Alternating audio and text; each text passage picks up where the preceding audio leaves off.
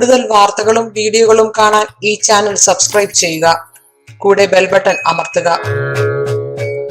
നമസ്കാരം.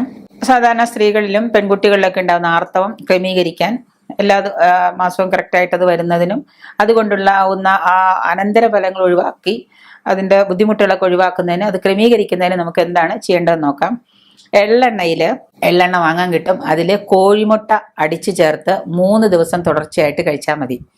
ആർത്തവം ക്രമീകരിക്കാനുള്ള ഒരു ഏക മാർഗമാണത്. എള്ളെണ്ണയിൽ കോഴിമുട്ട അടിച്ചു ചേർത്ത് 3 ദിവസം കഴിക്കാം. അശോകത്തൊലി കഷായം വെച്ച് തേൻ ചേർത്ത് കഴിക്കുക. അടലോടകത്തില നീര് 15 മില്ലി 15 ഗ്രാം ശർക്കര ചേർത്ത് ദിവസവും 2 നേരം കഴിക്കുക.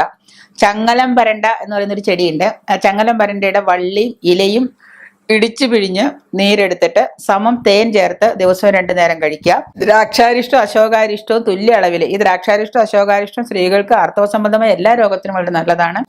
തുല്യ അളവിൽ കൂട്ടിക്കലർത്തി ദിവസവും ആഹാരത്തിന് ശേഷം കഴിക്കുക. ആർത്തക്രമക്കേടുകൾ മാറും എന്ന് മാത്രമല്ല, മുഖത്ത് രക്തപ്രസാദം ഉണ്ടാവാനും ബാക്കി എല്ലാ കാര്യങ്ങൾക്കും നല്ലതാണ്.